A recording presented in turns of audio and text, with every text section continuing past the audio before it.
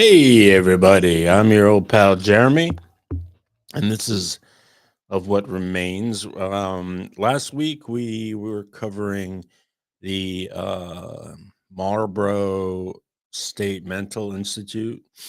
Um, Too many stories come from that. Everybody's got one.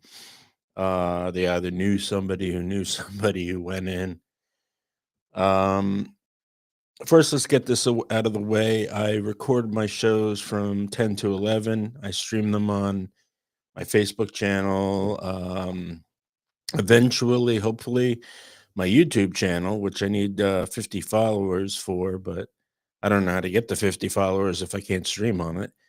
And of course, Facebook wants 60 days, so taking that away. But in the meantime, I stream on my personal page, Jeremy Vickers. And today I thought we'd do something different to round up the Marlboro Mental Institute. It's the day after Halloween. Halloween in some towns who have parades and stuff, it still counts. It's a holiday. It's a Halloween weekend. Um, yeah, we do. I do record my shows on Saturdays between 11 and 12, and they will be broadcasted tomorrow morning on 92.7 WOBM. So let's get started. But first off, my sponsor is the Jasper Spine Institute. Dr. Gabriel Jasper is one of the most amazing men I've ever met. He's changed my life completely, like no other has. He's taken away all my pain, and I had a considerable amount. Um, and he took it away, and he made it look easy, because that's who the guy is. He's absolutely remarkable. You don't have to spend your days suffering from pain. Just go to the Jasper Spine Institute. You can make an appointment at 732-262-0700. And if you want more information about him, just go to jaspermd.com. Okay, so this is Of What Remains, and let's dig in. We are actually going to be talking about the maximum security patients, and we're going to tell some of their stories. A lot of this is folkloric because true accounts are, well, have become folklore, to be honest. But each story has a thread of truth. So we're going to start with our first one, is called The Arsonist's Prayer from 1934. He was a preacher's son from Red Bank who believed flame was the truest language of confession. After the church burned, no lives lost, just the roof peeled away like paper, he walked to the police station and asked for absolution. The court called it madness. Marlboro called it commitment. The maximum security wing in 1934 smelled of oil and soot. The old heating pipes rattled through the night, and the guards carried buckets of sand instead of guns. They placed them in a cell with a single window, barred by wire mesh, of course. Each dawn, he kept on the concrete and whispered the same words. Oh, he knelt on the concrete, forgive me. And he whispered the same words over and over: let there be light. Doctors tried hydrotherapy first, then seclusion. He would emerge calm, smiling, promising never to touch another match. But once a week, the lights in the corridor would flicker, and a thin ribbon of smoke would drift from under his door. The attendants never found the source. He died in the winter of 1935, lungs scorched from inhaling lamp oil. The report called it suicide. The priest who performed last rites said it smelled like incense. For years afterwards, whenever the chapel candles were lit, one wick would always burn out higher than the rest, blue at the core, steady as prayer. Um, yeah, in 1934, the arsonist's prayer, he sought forgiveness in fire, and the building learned to breathe smoke. Some flames don't consume, they remember. That's the kind that never goes out. There's a lot of stories like this from Marlborough of these particular patients. These are the patients that moaned and screamed almost constantly through the day and into the night. Our next man was called the counterfeiter. Counterfeiter. Um, by 1937, the maximum security wing was full of men who thought they could rewrite the world. Among them was a former engraver from Newark who believed that he could draw something perfectly enough, it would become real. They arrested him with a suitcase full of hand-drawn bills, each a masterpiece, each with the same serial number. The judge called him delusional. The hospital called him the counterfeiter. They put him to work in the print room where the hospital's newsletters were made, presses so old they coughed more ink than they printed. He cleaned the rollers, sorted the type, and lined up letters until his fingerprints shone black. When questioned, he said, "I'm remaking value. I'm fixing what never added up." A night At night, he would draw on scraps of medical forms, copying the hospital's letterhead down to the last serif. He mailed his creations to the state treasury, explaining that his bills weren't fake, they were corrections. When the superintendent confronted him, he bowed his head and said, "You don't arrest God for issuing a new sunrise." Eventually, they barred him from the press room. He spent his last months tracing letters in the dust on his windowsill, spelling out the same word again and again: truth. After he died in 1939, the maintenance man found a folded sheet behind the radiator. It looked like a dollar bill, but until you held it to the light, across the center, written in mirror image, were the words, "This is real." The note sits still in the state archive, cataloged as Forensic Patient Artwork Anonymous. The serial number still reads 00001. Yeah, that's crazy. Now, this next one is called The Gambler's Eye. Um, when I was looking deeper into this story, I wanted to know if it was true, how much of it was true, and how much of it was folklore. So there was a. Hang on, I got a little more info here. Yeah. There was a man named Arnold Rothstein. He was a He was a massive gambler, and he was very high up in the organized crime there in Newark. Heavy gambler, though, massive gambler.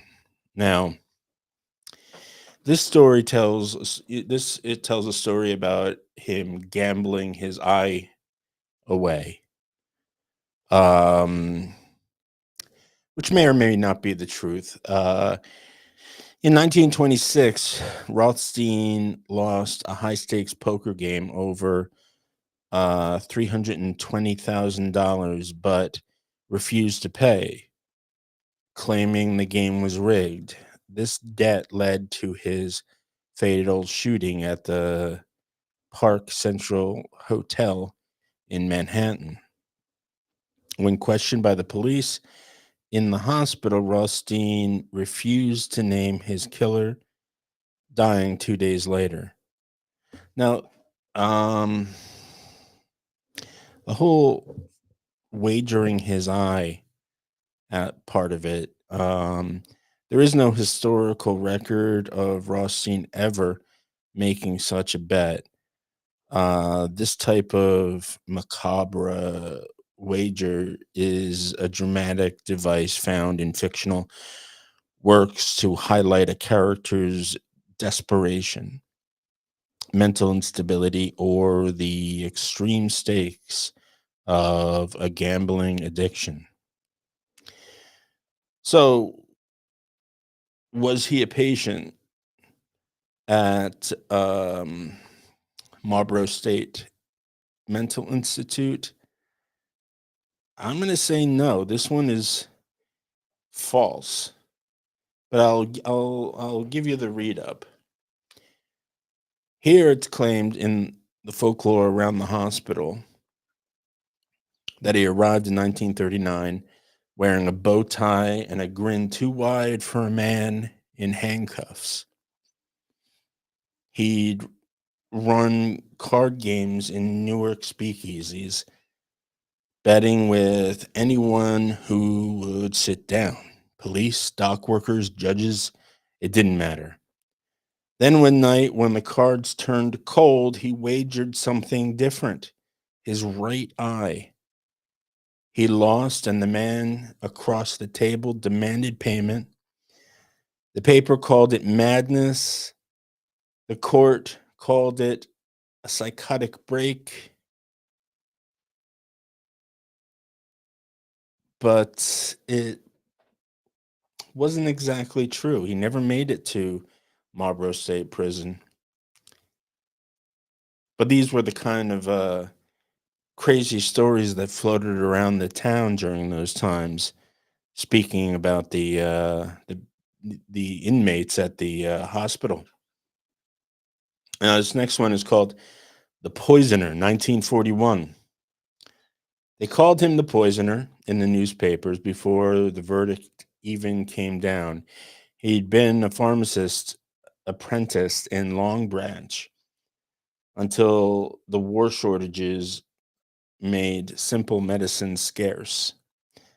When the townspeople began falling ill, he claimed he'd rebalanced their humors with his own mixtures: mercury salve, arsenic powder, a tincture of opium measured by intuition rather than scale. The courts said murder. Marlborough said observation. In 1941, mental, the maximum security, their small laboratory was one of the few rooms that still smelled of science instead of sweat. Sleeves of empty reagent bottles lined the walls, chalked equations faded in the damp air. That's where they put him to work, under guard, counting glass slides and labeling jars. He handled every flask like a chalice. The attendants feared him quietly. He never raised a voice, never argued. He simply asked for salt, vinegar, and rainwater to correct the balance. He said when denied, he collected condensation from the pipes and stored it in the bottles marked hope, sleep, and forgetting. The doctors noted a religious fixation with purification. They increased his sedatives. He began to whisper to the jars, promising them release. One morning, the night nurse found every stopper loose, liquid pooling across the bench, perfect circles. He sat in the middle of the mess, smiling faintly, saying, all mixed equal now. He collapsed 2 days later, veins traced with faint burns. Toxicology showed nothing conclusive, no poison left to measure, only clean water in his stomach. The logbook for the week still carries a penciled note. All chemical labels removed overnight, rewritten in new hand. Each reads cure. When the lab was repurposed years later, the janitor discovered a small glass vial hidden behind the radiator, each sealed with wax. They contained clear liquid, no scent, no color. When opened, the contents evaporated instantly, leaving only the faint smell of vinegar and lilies. The poisoner. In 1943, the hospital found the escape artist in their maximum security cells. But in 1943, those cells sat half empty and half guarded. Most of the attendants had left for war, leaving janitors and a handful of men to watch over 200 inmates. That was when they admitted a pickpocket from Newark who claimed to be the best disappearing act this side of the Coney Island. He'd broken into a pawn shop when then locked himself in. The police called it irony, the court called it madness. Marlborough called it a bed in Ward D. He was small and quick, wrists narrow enough to slip off cuffs, voice smooth enough to talk his way into trouble. The guards searched him twice a day and still found nails, bits of wire, paper clips flattened into picks. He grinned and says, "Practice." During the day, he repaired window screens and hinges under supervision. At night, the orderlies swore they heard tapping from inside the walls. Three short, too long, like Morse code. They chalked it up to pipes until one morning his cell was empty and the latch still locked from the outside. They found him 3 days later sitting by the powerhouse, filthy but unhurt, staring at the ground.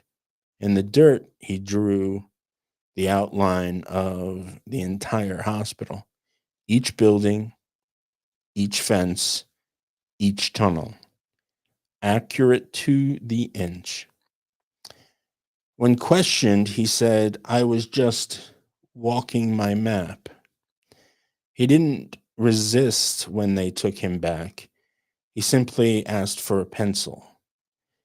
They moved him to a different ward, sealed his vents, changed the locks. Still, once a month, an inspection team would find a book standing open, no footprints, no broken hinges. The attendants began keeping one extra cell empty, the cell left inside of purpose, inside on purpose. They called it his room for when he needed to stretch his legs. He died in 1946 of pneumonia. The maintenance man who cleaned his cell said the wall behind the bed felt hollow, as if something had moved through it. When the building was demolished 50 years later, a crawl space was found there, narrow, winding, leading nowhere, carved neatly through the brick and the plaster. That's insane. Absolutely insane. When I was a kid, someone I knew um, had broken into the already closed down hospital and found a bunch of patient files. And he brought them all back, and we were all talking about them. Um, we read files about people who ate feces, like really just people who had sicknesses that a normal doctor could not fix. Another ate his own face, like lips chewed away. Um, real sick people. But in 1950, all right, let's hit this up. This one's called The Patient with Two Names. The intake from the intake form listed him twice. Two names, two signatures. One written in careful script, one a child's scrawl. The guards argued over which to use. He said both were his. One did the crime, the other took the punishment. They called him the patient with two names. In 1950, the maximum security wing was a factory for new methods. Rows of narrow beds lined a single corridor. At the far end stood the therapy room, tile from floor to ceiling, drained in the middle, a faint smell of metal and ozone. They called what happened there treatment. Electric shock, insulin comas, sedative trials, each designed to make the mind forget its fractures. He volunteered for every session. Maybe it'll separate us, he told the orderlies. After each round, he woke groggy, confused, asking which name they'd called when it began. He kept a small notebook hidden under his mattress, writing letters back and forth to himself, one neat, one jagged, arguing over who deserved to go home. When the power failed one stormy afternoon, the attendants found him sitting upright, eyes open, murmuring both names in alternating breaths. He said the machine had split him clean. For 3 days, he spoke only in whispers, sometimes answering questions meant for the other half. Then he stopped speaking altogether. The chart called it identity disintegration, catatonic phase.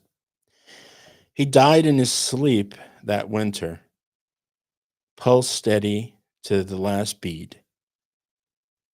When they cleaned his things, the notebook was gone, but the wall above his bed carried two sets of handwriting scratched into the paint. One cursive, one uneven. The first said, "I'm forgiven," and the second one said, "Me too." Hmm. So in 1952, the hospital found the conductor. He'd been a music teacher once, string assemble. String ensemble. Middle school, before the voices in the violins began arguing about tempo. When he struck a student for playing sharp, the court called him unstable and sent him to Marlborough. They named him the conductor. The doctors believed in rhythm therapy then, beats to train the brain back into order. They gave him a metronome, a stack of sheet music, and a set of paddled mallets meant for the percussion group. He sat in the day room, tapping along to the orchestra. Only he could hear. Every moment crisp, precise.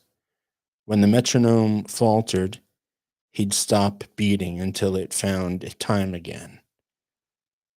The ward itself had its own rhythm. Morning roll call, shock sessions, and Tuesdays and Fridays. Lights out at 9. The conductor memorized it all.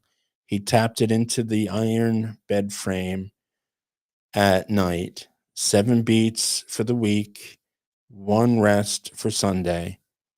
Soon the other patients followed, drumming along with the walls, turning the ward into a heartbeat of hollow percussion. Staff called it mass motor mimicry, another symptom. But on nights when the power flickered, the tapping synced perfectly with the pulse of the generator below. The chief attendant swore it kept the lights from dying. When asked, the conductor only smiled. "Someone has to keep the time," he said.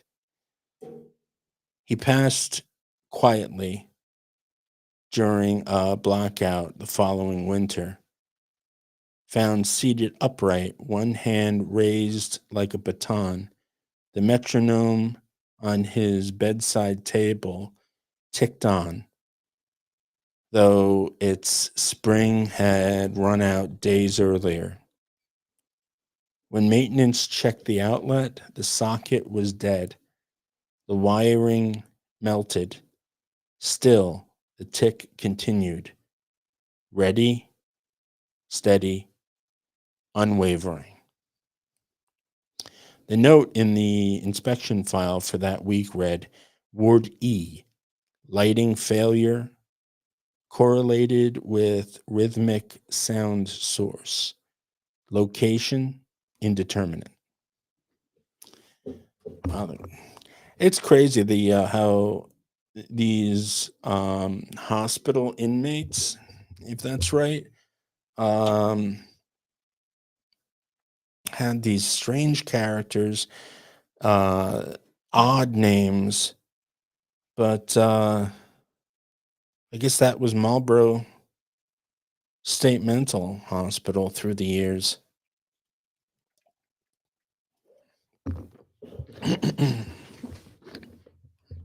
So, Um, in 1954, they found him staring at his own mugshot in the Newark paper. One eye on the print, the other on the glass over it. When the police came, he kept pointing to his reflection and saying, "That's the one who did it." The court sent both of them to Marlborough. The staff called him the Mirror Man. In 1954, new therapies promised insight through recognition. A small room on the maximum security wing was fitted with mirrors from floor to ceiling. One way glass meant to study reactions. He spent hours there tracing his own outline with a fingertip until the glass smudged gray. When the attendants wiped it clean, he wept. He said the man inside had vanished again. Electroshock left him dazed, but afterwards he always asked for the mirror. "I need to make sure which one woke up," he'd tell them. Sometimes the attendants humored him. They said he'd stand motionless for minutes, tilting his head side to side as though listening. When he smiled, the reflection smiled half a beat too late. One winter morning, the mirror cracked from top to bottom, a hairline fracture born from the heat of the radiator. He screamed until orderlies rushed in. When they turned on the lights, the crack was gone, but the floor glittered with glass dust, as if the wall had shed its skin. The report says he ceased verbal response. The nurse, the nurse's margin note reads, "Patient now avoids mirrors, turns face to wall." When he died later that year, the janitor covering the morgue, swore that every sheet of glass in the building fogged over for an hour. He said you could see fingerprints appearing on the inside surface, prints no one in the room was making. It's interesting, the fingerprint left behind from these inmates. It's also interesting that they didn't seem to live much longer than a year. Their madness, I ate them all up.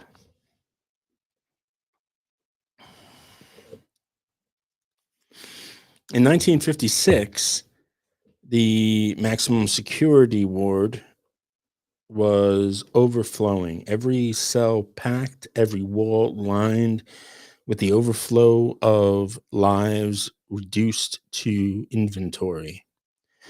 The hospital began tagging property the way it tagged patients: one number, one name, one box. That's how they found him, crouching over the shelves in the evidence room, whispering through the cardboard flaps. He said he was keeping the memories in order.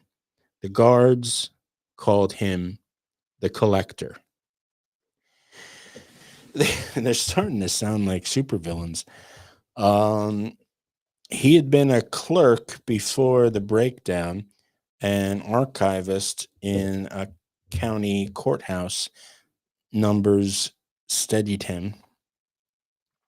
Disorder made him shake. When the verdict came down, homicide by misadventure, insanity, they gave him to Marlborough for safekeeping.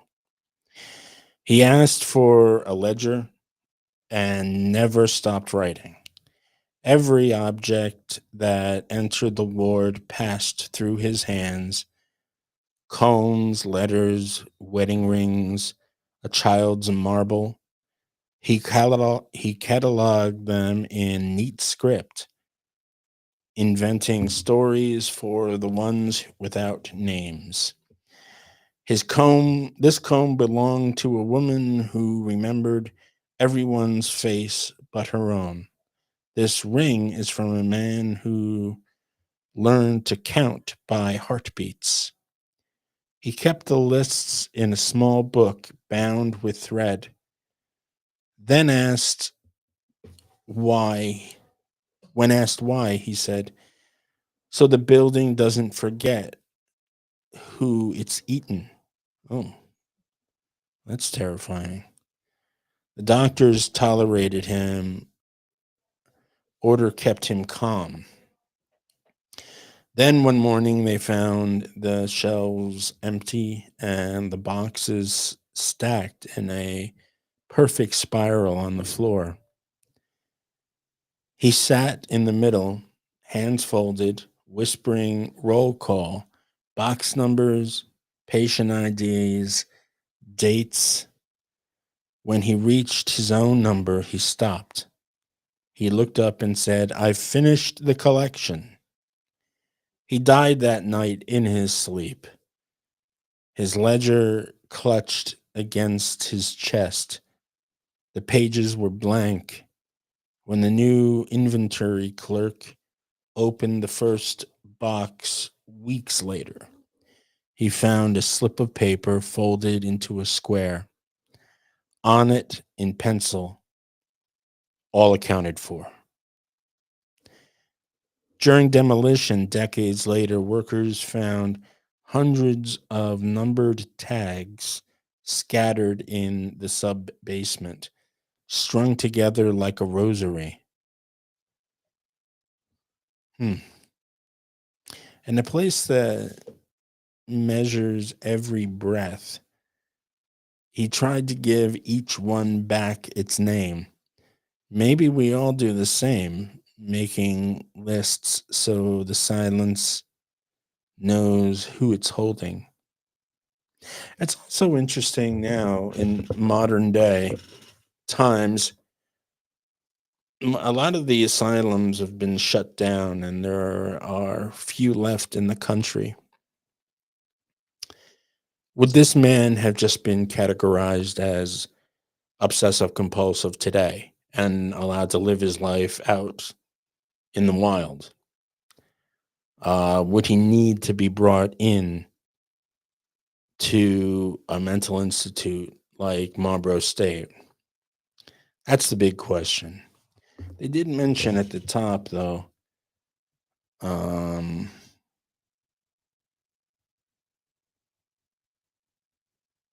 no, I don't think he hurt a soul, and yet he was committed. That one's sad.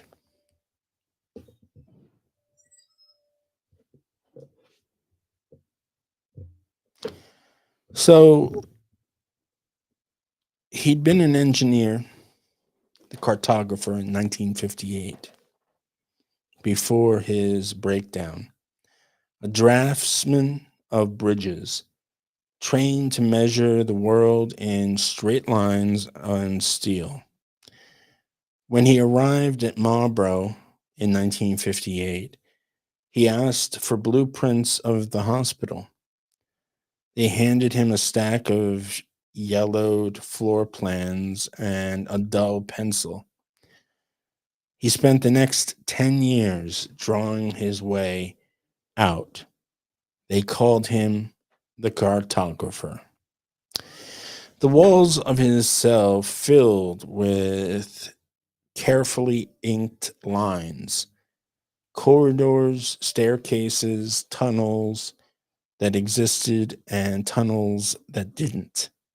Each day he added more. his hand steady, his eyes calculating distance by memory.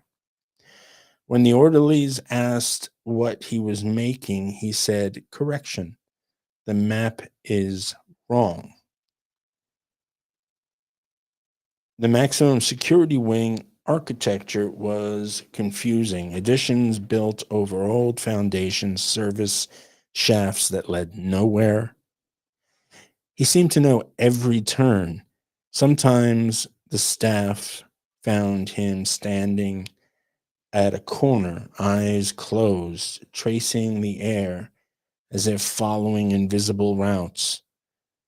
He claimed he could hear the plumbing, the veins of the building, he called it, guiding him. In 1960, a maintenance crew discovered a tunnel they couldn't find on any blueprint running beneath his ward. It was perfectly cut through concrete, wide enough for one man to crawl through. The entrance was sealed from the inside.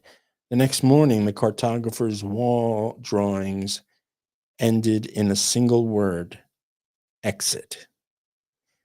He lived for another decade, never leaving the maximum security unit. When he died in 1968, the attendants packed his papers into a single box. Each page bore the same notation in tiny print: "You are here." When the demolition crews unearthed the old foundations years later, they found a ring of pencil marks circling one load bearing pillar. The graphite still dark despite the damp. He mapped the hospital as if it were a country and himself its only citizen. Maybe every one of us does that, draws the same walls again and again, hoping one of them will turn out to be a door. The cartographer. He's an interesting fellow. Nothing about him seemed violent. If all he did was draw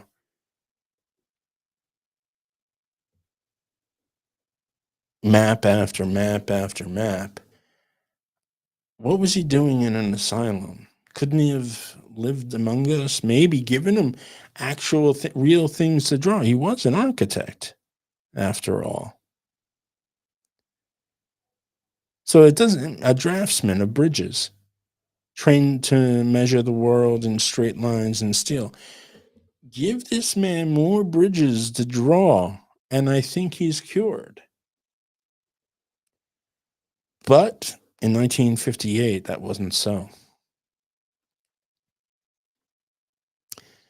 The Riot King, 1962. In 1962, the state hospital system was bursting at its seams. 6 men to a room meant for two, one attendant for 70. On the maximum security ward, the tension hummed like current through steel. Every patient had a grievance, but one man gave it a voice. The staff called him the Riot King. Another supervillain name. He'd been a dock worker before his breakdown, strong, quick with words, a born leader of the wrong crowd.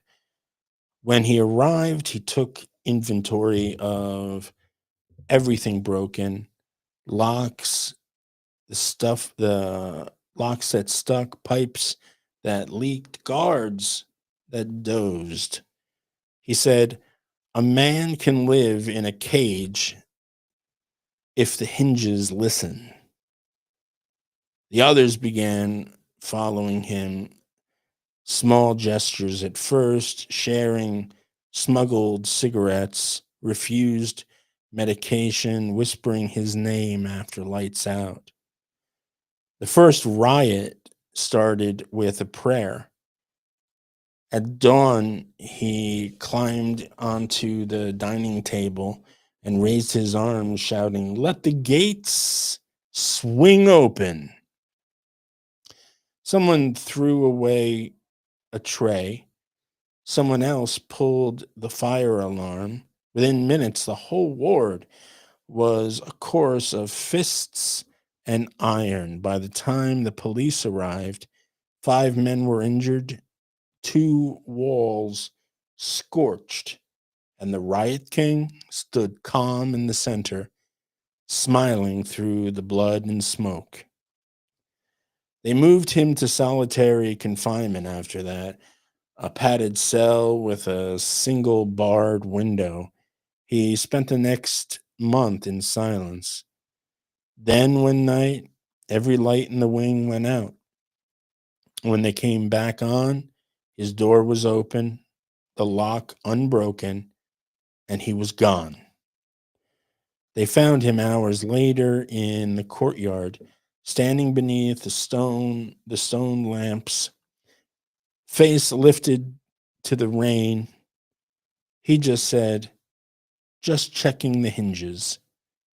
The staff swore the power failure had been triggered from inside his cell. He died in 1965, pneumonia from the damp. His file ends with a short note. Patient remains influential. Inmates still whisper his name during electrical storms. When the hospital finally closed decades later, one of the demolition crews found words scratched into the side of a boiler room door. "Let the gates swing open." Well, that was the crazed riot king. Another another supervillain from Marlboro State Hospital. This one is in 1964. The hospital looked tired, walls gray with smoke, ward numbers faded until no one could tell one corridor from the next. To save money, the superintendent decided the patients could repaint their own halls. That's how they discovered the man who never stopped counting. They called him the painter of numbers. He'd been a bookkeeper, convicted of embezzlement when declared unfit to stand trial. He stopped, he spoke in ledgers, balancing every word. When they handed him a brush and a can of white paint, he smiled and said, "Finally, something that adds up." The others painted over stains. He painted over air.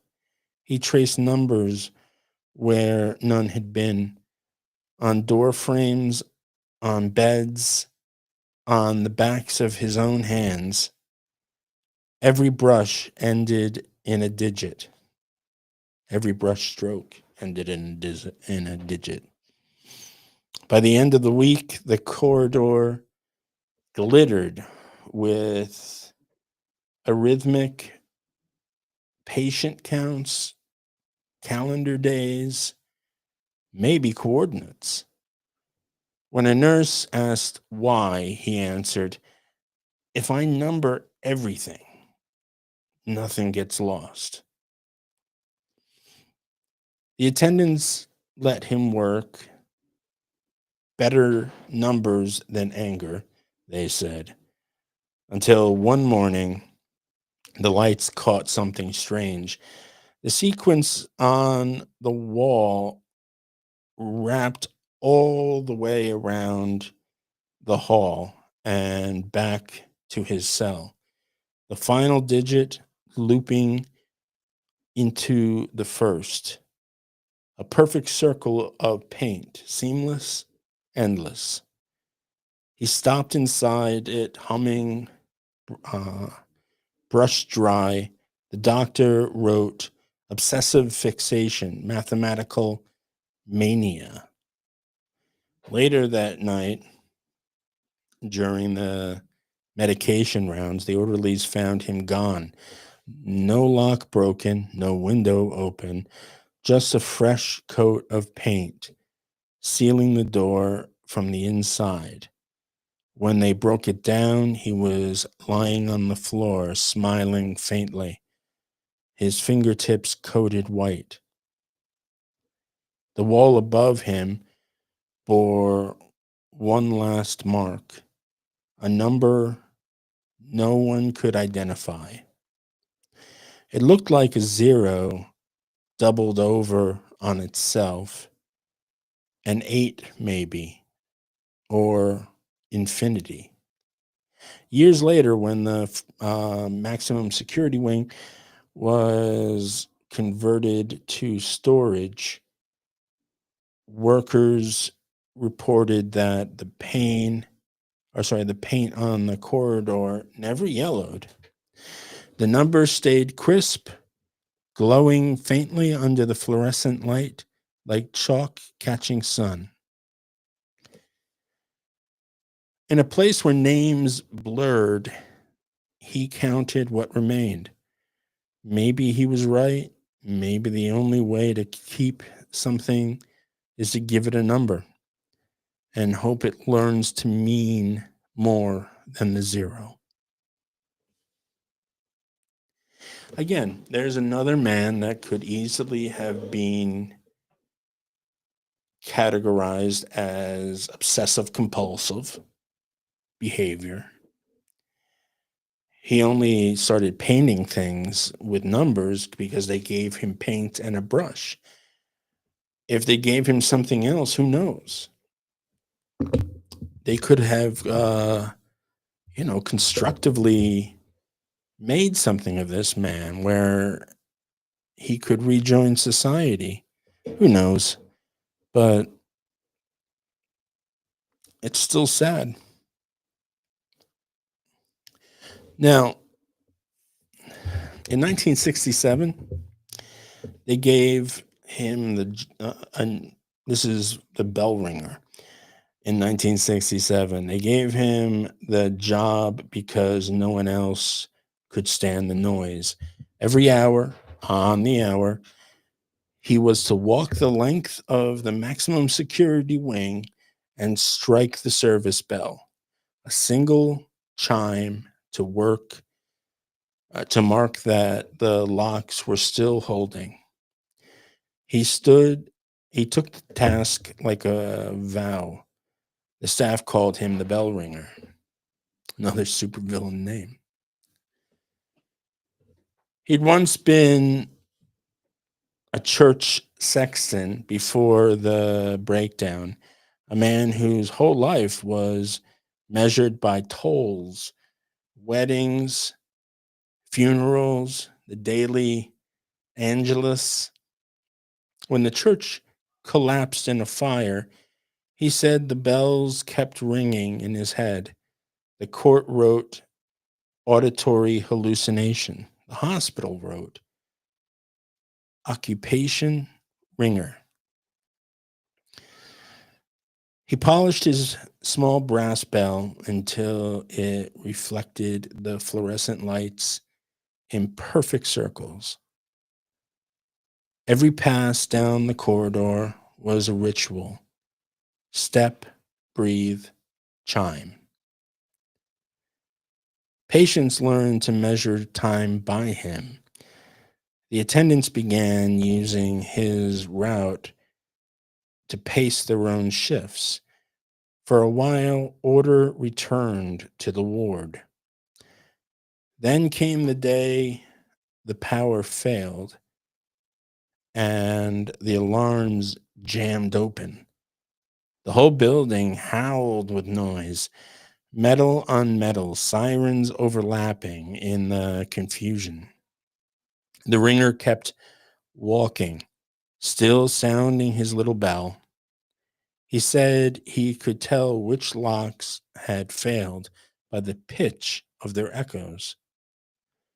When the power came back, all alarms went silent except one, the faint chime of his bell, still moving, though no one held it.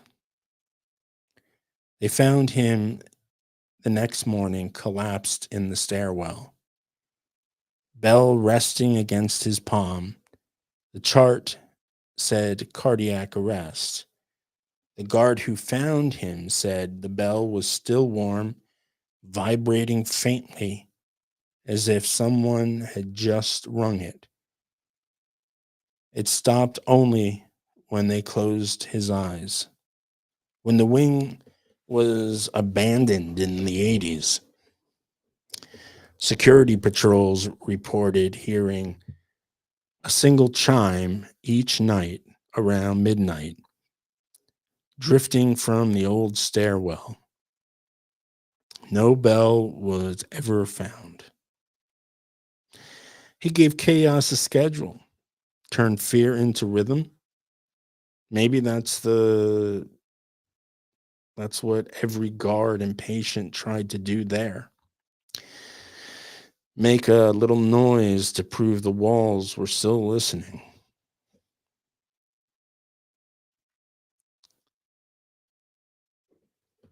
Let's see what time it is.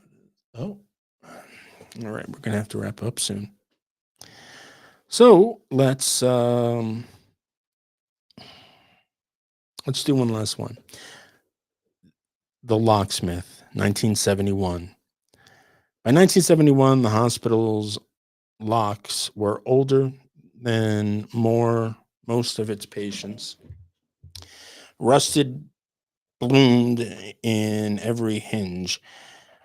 The half the keys were mismatched. Maintenance crews were small, so the superintendent did what every superintendent eventually did. Found a patient who understood the language of metal. They called him the locksmith. He'd been a machinist before his arrest, a man obsessed with precision, proud of making parts of that fit perfectly. When he came to Marlborough, he asked to work in the shop. They gave him a file, a bench vise, and buckets of broken keys.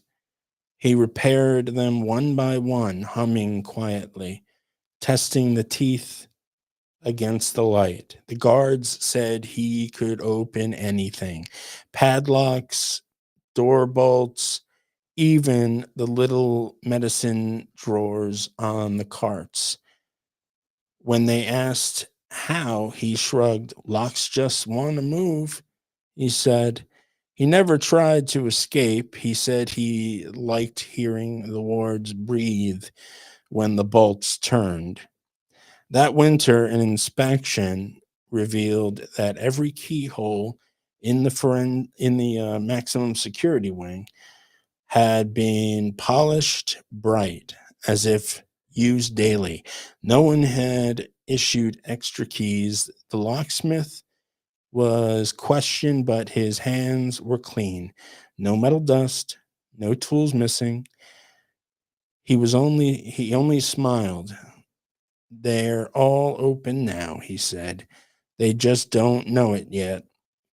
He died of a heart failure in the workshop, slumped over his vise. When staff cleared the bench, they found a single key lying in the shavings. It had no teeth, only a mere smoothed edge. Stamped on the bow was a word in tiny script: mercy. Years later, when the demolition crews stripped the wing, they found the key again, embedded in the mortar of a wall, perfectly centered and untouched by rust. Every gate in that place wanted open. He just listened not long enough to hear the hinges pray. Maybe that's the forgiveness, what forgiveness sounds like. The soft click of a lock giving up. All right, so that is all we've got for today of What Remains. Next week, we are going to go back to unsolved mysteries that take place in New Jersey. Remember to make an appointment with Dr. Gabriel Jasper if you're suffering from pain. You can call his office. It's 732-262-0700. And for more information about Dr. Gabriel Jasper, please go to jaspermd.com. Until next week, everybody, you take care, and your old pal Jeremy loves you. This is of what